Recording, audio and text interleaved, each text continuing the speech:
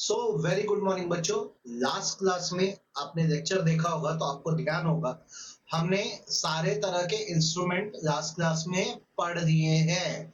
हमने bearer instrument क्या होता है, ऑर्डर इंस्ट्रूमेंट क्या होता है, इनलैंड इंस्ट्रूमेंट क्या होता है, फॉरेन इंस्ट्रूमेंट क्या होता है, इनकोहेट क्या होता है और एम्बिगुअस क्या होता है। ये हमने ऑलरेडी अपने लास्ट लेक्चर में कवर कर दिया है। लेक्चर का लिंक मैंने साथ में इसमें फीड कर दिया है, आप देख सकते हो। अब आज हम लोग को नए कंसेप्ट्स पे फोकस करना है। आज की क्लास में जो हम लोग का कंसेप्ट रहने वाला है वो है नेगोशिएशन का कंसेप्ट। नेगोशिएशन जो जनरल वर्ड है बच्चों, इसका मतलब ट्रांसफर होता है। ठीक है, आप चैप्टर पढ़ क्या रहे हो? आप पढ़ रहे हो नेगोशिएबल इंस्ट्रूमेंट। तो आपको तो यही समझना है कि आपका जो भी इंस्ट्रूमेंट है वो ट्रांसफरेबल नेचर का होना चाहिए, मतलब एक पर्सन से दूसरे पर्सन को ट्रांसफर हो सके। इसी को हम टर्म देते हैं नेगोशिएशन। अब कोई भी नेगोशिएबल इंस्ट्रूमेंट जो होता है वो दो तरीके से नेगोशिएट हो सकता है। एक होता है by mere delivery. Mere word का मतलब ओनली होता है, डिलीवरी का मतलब होता है आपको हैंड डिलीवरी जाकर मतलब छोड़ के आ जाना है सामने वाले के पास। और दूसरा तरीका होता है endorsement and delivery. Endorsement word का मतलब ट्रांसफर होता है कि जब आप एक इंस्ट्रूमेंट के बैक साइड में या पिछले साइड में क्या करते हो, ट्रांसफरी एंडोर्सी का नाम लिख देते हो, मतलब आप जिसके नाम कर रहे हो और उसको ट्रांसफर करोगे और डिलीवर करोगे तो उसे एंडोर्समेंट एंड डिलीवरी बोलते हैं।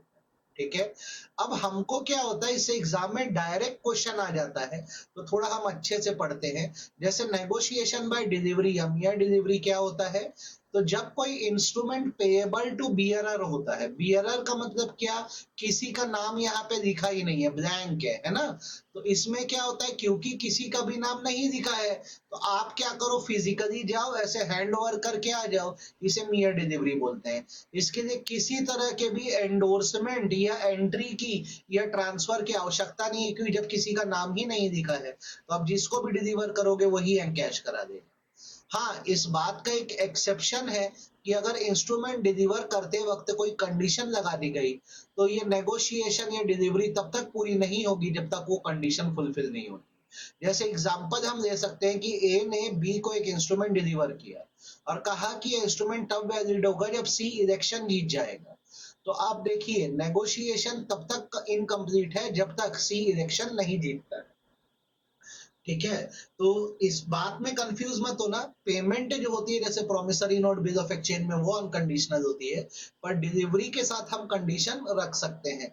ये इस चीज का एक्सेप्शन है, ध्यान रखना। ठीक है, कि आप जब किसी को नेगोशिएबल इंस्ट्रूमेंट डिलीवर करते हो तो उसका शर्त रख सकते हो। ठीक, इसे बोलते हैं नेगोशिएशन बाय डिलीवरी। अब जब हम बोलते हैं नेगोशिएशन बाय एंडोर्समेंट, तो नेगोशिएशन बाय एंडोर्समेंट का मतलब होता है कि जो प्रोमिसरी नोट है, बिल ऑफ एक्सचेंज या चेक है, तब नेगोशिएट या डिलीवर होगा जब बराबर एंडोर्समेंट की एंट्री बनेगी। एंडोर्समेंट की एंट्री मतलब जो बैक कॉलम होता है, मतलब पिछला हिस्सा होता है प्रोमिसरी नोट या बिल ऑफ एक्सचेंज और चेक का, उसमें ट्रांसफर टू करके सामने वाले पर्सन का नाम लिखेंगे, बराबर अपनी साइन करेंगे और ट्रांसफर करेंगे। इसे नेगोशिएशन एंड एंडोर्समेंट बोलते हैं। अब दोनों में ही आप देखोगे, चाहे वो मियर डिलीवरी हो या एंडोर्समेंट एंड डिलीवरी हो, सारा खेल सिर्फ डिलीवरी का है। डिलीवरी सबसे इंपॉर्टेंट होती है नेगोशिएशन के लिए, बात सेक्शन 46 में बोली गई है। और ये आपको एग्जाम पॉइंट ऑफ व्यू से बहुत अच्छे से पढ़ना होता है कि भाई साहब डिलीवरी का मतलब क्या है। तो जब मैं डिलीवरी बोलता हूँ तो डिलीवरी का मतलब होता है किसी भी नेगोशिएबल इंस्ट्रूमेंट की ओनरशिप या पोजीशन एक दूसरी पार्टी को लेना। और आसान भाषा में बात कर दूं तो मेरे पास एक प्रोमिसरी नोट या बिल ऑफ एक्सचेंज है, मुझे इसका पैसा मिलने वाला है। आप मुझे अभी पैसा दे दो, ये बिल ऑफ एक्सचेंज में आपके नाम कर देता हूँ। तो आपके नाम कैसे करूंगा, जब मैं अपनी इच्छा से आपके यहाँ आके डिलीवर करूंगा, आपको या आपके एजेंट को देकर जाऊंगा तब डिलीवरी कहलाएगी। तो डिलीवरी कभी भी जब इंस्ट्रूमेंट की होती है तो दोनों तरह के इंस्ट्रूमेंट की हो सकती है, चाहे वो बियरर को पे हो, मतलब किसी का नाम ना लिखा हो, या ऑर्डर को पे हो जिसमें किसी का नाम लिखा हो। तभी जाके नेगोशिएशन या ट्रांसफर कंप्लीट होता है जब डिलीवरी हो। डिलीवरी हमेशा वॉलंटरी होनी चाहिए, अपनी इच्छा से, ये चोरी नहीं होना चाहिए, दबाव नहीं आना चाहिए इसमें। और डिलीवरी का जो मेन ऑब्जेक्टिव वो ये है कि जब आप किसी इंस्ट्रूमेंट को डिलीवर कर देते हो तो उसकी प्रॉपर्टी, प्रॉपर्टी मतलब टाइटल होता है, और इजी भाषा में ओनरशिप जो होती है इंस्ट्रूमेंट की वो सामने वाले पर्सन को मिल जाती है। ठीक है, डिलीवरी एक्चुअल भी हो सकती है और डिलीवरी कंस्ट्रक्टिव भी हो सकती है। एक्चुअल डिलीवरी तब होती है जब एकदम फिजिकल हैंड चेंज होते हैं। जैसे मान लो यहाँ पे अक्षय नाम का एक पर्सन है, उसके पास एक नेगोशिएबल इंस्ट्रूमेंट था, वो ले जाके डिलीवर करता है अमित को, तो यहाँ पे तो उसने फिजिकली जाके नेगोशिएबल इंस्ट्रूमेंट डिलीवर किया, इसे हम बोलेंगे एक्चुअल डिलीवरी। और जस्ट इसके अपोजिट होती है कंस्ट्रक्टिव डिलीवरी। कंस्ट्रक्टिव डिलीवरी मतलब होता है कि जब पर्सन खुद प्रेजेंट नहीं है और आप इंस्ट्रूमेंट उसके एजेंट को या क्लर्क को या सर्वेंट को देकर आ जाते हो, तो आप अज्यूम कर सकते हो कि आपने ओरिजिनल पर्सन को डिलीवर कर दिया, क्योंकि वो तो प्रेजेंट नहीं था पर उसका एजेंट, क्लर्क या सर्वेंट था। तो ध्यान रखिएगा, डिलीवरी दोनों तरह की हो सकती है। ठीक है, अगर डिलीवरी के साथ कंडीशन लगी है तो डिलीवरी तभी सक्सेसफुल होगी जब कंडीशन फुलफिल होगी। ये चीज हमने ऊपर वाले एग्जांपल में पढ़ी भी थी लेक्चर वाले में।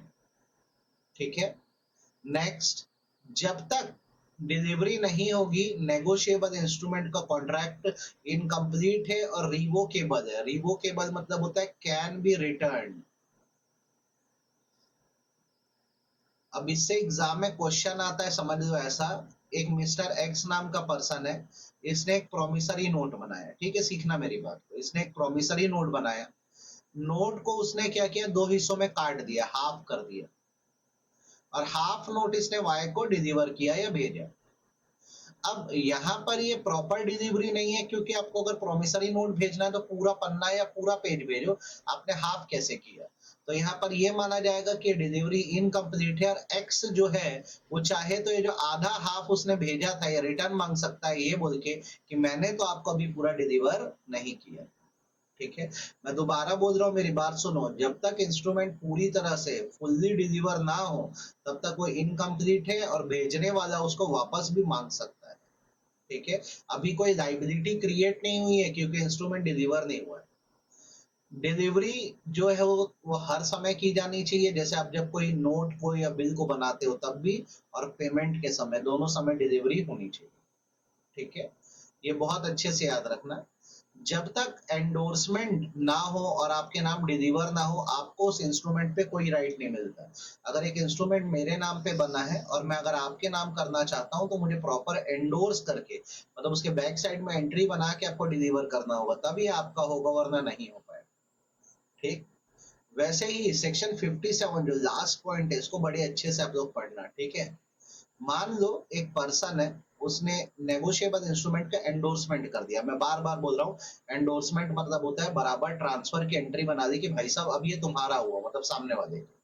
बट एंडोर्स करने से पहले या डिलीवर करने से पहले ये जो एंडोर्सर है इसकी डेथ हो जाती है। ठीक है, जैसे एक्स नाम का पर्सन है, इसने बिल वाई के नाम पे बना तो दिया, लेकिन डिलीवर करने से पहले एक्स की डेथ हो गई, तो जो ये एक्स के लीगल रिप्रेजेंटेटिव है ये डिलीवरी नहीं कर सकते या नेगोशिएशन नहीं कर सकते, क्योंकि कभी भी याद रखना, नेगोशिएबल इंस्ट्रूमेंट को वही डिलीवर करेगा जिसने इसको बनाया है। तो अब ये पूरे डिलीवरी के रूल्स हैं, आप इसको बहुत बहुत बहुत अच्छे से पढ़िएगा और ध्यान रखिएगा। अब नेक्स्ट कंसेप्ट जो हमारा आता है, उस कंसेप्ट को हम बोलते हैं डिसऑनर ऑफ चेक का कंसेप्ट। कुछ बेसिक बातें आप लोग अच्छे से सीख लो। डिसऑनर ऑफ चेक क्या है? देखो, चेक क्या है, पहले तो हमको ये समझना है, चेक एक form of bill of exchange है। ये हम किसी पर्सन के फेवर में बनाते हैं, जिस पर्सन के फेवर में हम इसको बना रहे हैं उस पर्सन को हम लोग होल्डर या पेई बोलते हैं। हमने किसी को चेक क्यों बना के दिया है? ताकि हम कोई डेप्थ पे कर सके।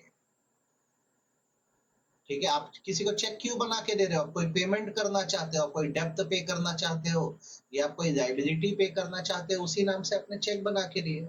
अब ये पर्सन क्या करेगा, इस चेक को बैंक में लेके गए। ठीक है, बैंक में प्रेजेंट किया, बैंक में इसने प्रेजेंट किया तो ये एक्सपेक्ट करता है कि इसको इस चेक के पैसे मिल जाएंगे, पर बैंक क्या करता है, इस चेक को रिटर्न कर देता है। रिटर्न कर देता है ये बोल के कि अकाउंट में पैसे इनसफिशिएंट है, मतलब जितना पैसा अकाउंट में चाहिए उतने पैसे नहीं है। तो इस सिचुएशन में ये जो पेई है, ये जो होल्डर है जिसके पास चेक है, ये हमसे कॉल बैक करेगा, हमको बोलेगा साहब इस चेक का पैसा नहीं मिला है, दे दो, नहीं तो मैं आपके ऊपर डिसऑनर, डिसऑनर वर्ड का मतलब होता है नॉन पेमेंट, मैं आपके ऊपर नॉन पेमेंट ऑफ चेक का केस कर दूंगा जो सेक्शन 138 के हिसाब से बने। अब मेरे बच्चों आपको यहाँ पे बहुत अच्छी अच्छी बातें मैं बता रहा हूँ, अच्छे सीखना। सेक्शन 138 बोलता है कि जब कोई चेक डिसऑनर हो जाए, जिसको आम भाषा में बाउंस होना बोलते हैं, तो उसका प्रोविजन क्या होता है। तो देखो, जैसे अगर कोई चेक है किसी पर्सन ने बनाया, जैसे मैंने आपको चेक बना के दिया, तो मैं अपने अकाउंट पे बनाऊंगा जिस बैंक में मेरा अकाउंट है। मैंने क्यों बनाया है, तो मैं आपको मनी पे करना चाहता हूँ। आप कौन हो, आप एक दूसरे पर्सन हो, मैं आपको मनी पे करना चाहता हूँ। इसकी रीजनिंग बहुत अच्छे से याद रखना, ताकि कोई डेप्थ या लाइबिलिटी है जो मैं आपको पे करने वाला था वो पे कर दूं। कभी भी याद रखना, ये एक अजम्पशन है कि आपने जब कोई चेक बनाया है तो इसलिए बनाया है ताकि आप किसी की डेप्थ या लाइबिलिटी को क्या कर दो, पे कर दो। अगर आपने किसी को चेक गिफ्ट बना के, गिफ्ट के रूप में दिया, जैसे किसी का बर्थडे था तो उसको आपके पास कैश नहीं था तो आपने क्या किया, चेक बना के दे दिया, या आपने कोई चेक डोनेशन के नाम से बनाया, या एक मॉरल ऑब्लिगेशन या सोशल ऑब्लिगेशन के नाम से बनाया, या इलीगल पर्पस के लिए चेक बनाया, वापस देख लो किस किस नाम से, गिफ्ट के नाम से, डोनेशन के नाम से, मॉरल ऑब्लिगेशन या इलीगल कंसिडरेशन के नाम से कोई चेक बनाया है, तो इसकी कोई वैल्यू नहीं है। ये सेक्शन 138 में कवर नहीं होता है। ये याद रखना, मतलब डिसऑनर का केस इन मामलों में नहीं बनता। हम हमेशा ये मान के चलते हैं कि चेक जो दिया गया और डेप्थ या लायबिलिटी डिस्चार्ज करने के लिए दिया गया है। अब वापस पढ़ दो, एक चेक एक पर्सन ने बनाया ताकि दूसरे पर्सन को पैसा दे सके और डेप्थ और लायबिलिटी को क्या कर सके, पे कर सके। बैंक ने इस चेक को अनपेड वापस कर दिया, बोला पैसा नहीं हो सकता। बैंक का रीजन ये है, बैंक बोलता है कि अमाउंट जो है इनसफिशिएंट है, या फिर चेक में ज्यादा अमाउंट दिखा है और अकाउंट में उतना पैसा नहीं है, जैसे चेक 1 करोड़ का बना है और अकाउंट में 80 लाख रुपए है। तो इस सिचुएशन में जिसका बैंक अकाउंट है जहां से पैसा नहीं मिल पाया, उस पर्सन के ऊपर 138 डिसऑनर का केस बनेगा और ऐसे इंसान को जेल भेजा जा सकेगा 2 साल तक के लिए, या उस पर फाइन लग जाएगा, जितना भी चेक का अमाउंट है उसका ट्वाइस या दोनों। वापस सुन लो, मैंने आपको एक चेक बना के दिया ताकि मैं कोई डेप्थ डिस्चार्ज कर सकूं, मतलब आपको पेमेंट कर सकूं। बैंक वालों ने चेक आपको वापस कर दिया, रीजन ये कि मेरे अकाउंट में पैसा नहीं है। यहाँ पर मैं गलत हूँ, मैं ऑफेंस किया हूँ और मुझे 2 साल तक की जेल हो सकती है या फाइन लग सकता है twice the amount of cheque या बोल। हाँ, ये केस आप मुझ पे करना चाहो तो कुछ कंडीशन है जो फुलफिल करना होगा। सबसे पहली कंडीशन वैलिडिटी पीरियड है। हमेशा ध्यान रखो, आपके घरों में भी चेक बुक होगी, चेक की वैलिडिटी 3 मंथ की होगी। मतलब ये कि जैसे आपके घर कोई भी चेक है, आपने उसमें जैसे कोई भी डेट लिख दी, तो उस डेट के बाद वो 3 मंथ तक वैलिड है। तो मैंने भी अगर आपको चेक बना के दिया है तो आपने इस चेक को बैंक में 3 मंथ में प्रेजेंट कर दिया है, जो इसकी वैलिडिटी पीरियड है। वरना ये क्या हो जाता है, एक्सपायर्ड चेक हो जाता है और बैंक वाले देने से मना कर देते हैं। ठीक है, तो अगर आपको मेरे ऊपर डिसऑनर का केस करना है तो कुछ एसेंशियल पूरा करो। सबसे पहला चेक बैंक में कितने महीने में प्रेजेंट हुआ, 3 महीने। दूसरा, बैंक ने जब चेक वापस किया तो आप मुझे एक लीगल नोटिस भेजो।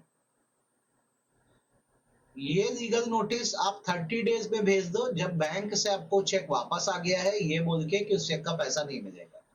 तो आप मुझे लीगल नोटिस भेजो 30 डेज के अंदर। कब से 30 डेज, जब आपके घर में चेक वापस आ गया। और नोटिस में लिख दो कि भाई साहब जमशेद जी, आप पेमेंट कर दो जब आपको नोटिस मिले उसके 15 दिन के अंदर। तो वापस सुन लो क्या हुआ, मैं आपको एक चेक बना के दिया हूँ, आप इस चेक को ना 3 महीने में बैंक में प्रेजेंट करो, ये वैलिडिटी पीरियड है चेक। अब जैसे पैसा नहीं मिला और चेक आपके पास वापस आ गया ना, तो आप मुझे लीगल नोटिस भेजो 30 डेज के अंदर। और नोटिस में लिखो कि जब आपको ये नोटिस मिल जाए तो सर 15 डेज में आप पेमेंट कर दो। और अगर मैं पेमेंट करने में फेल हो जाता हूं तब मेरे ऊपर फिर केस बना दो, कौन सा, डिसऑनर का, जहां मुझे अब 2 साल के लिए जेल भेज देना, twice the amount of cheque मेरे ऊपर जुर्माना लग सकता है, दोनों में से कुछ भी हो सकता है। ठीक है, ये है सेक्शन 138। आई होप आप लोग को बहुत अच्छे से 138 समझ आ गया होगा। अब इसके साथ दो अटैच प्रोविजन है, जैसे 139 का, ये प्रिजम्पशन का प्रोविजन है। Presumption in favour of holder, holder मतलब जिसको पैसा मिलने वाला है। तो जो कोर्ट में जब डिसऑनर का केस जाता है तो कोर्ट एक अजम्पशन या प्रिजम्पशन रखता है कि भाई साहब जो केस करने आया है ना, उसको ये चेक इसलिए दिया गया था ताकि उसकी कोई डेप्थ जो है वो पे की जाए। ठीक, ये एक रीबटेबल प्रोविजन है। रीबटेबल मतलब ये होता है कि मुझे भी अपने डिफेंस का बराबर मौका दिया जाएगा, मैं कॉन्ट्रेरी बात को प्रूव कर सकता हूँ। आपको कुछ नहीं समझ आया, मेरी बात सुनो। मेरा नाम जमशेद है, मैंने आपको एक चेक बना के दिया, इसमें एक अमाउंट लिखा है, आपका नाम आकाश। आपको इसका पैसा नहीं मिला तो आप मेरे ऊपर केस करोगे, तो कोर्ट आपके फेवर में प्रिजम्पशन रखता है कि आकाश को अगर चेक दिया गया था तो इसलिए ताकि जमशेद जी अपनी डेप्थ पे कर सके।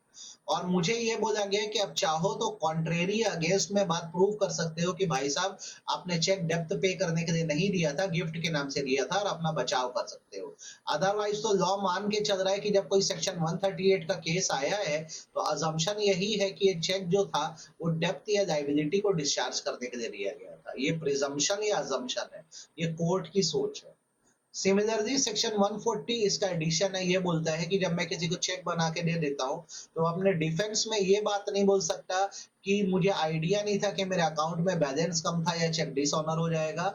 जिसका अकाउंट होता है उसको पता रहता है कि उसमें कितने पैसे हैं, तो ऐसा कोई भी बुद्धू नहीं है कि कोई भी चेक बना के दे देगा। तो हमारे पास ऐसा कोई डिफेंस नहीं है जहां हम ये बोल सके कि हमको आइडिया नहीं था कि जो हम चेक बना के देंगे वो डिसऑनर हो जाएगा।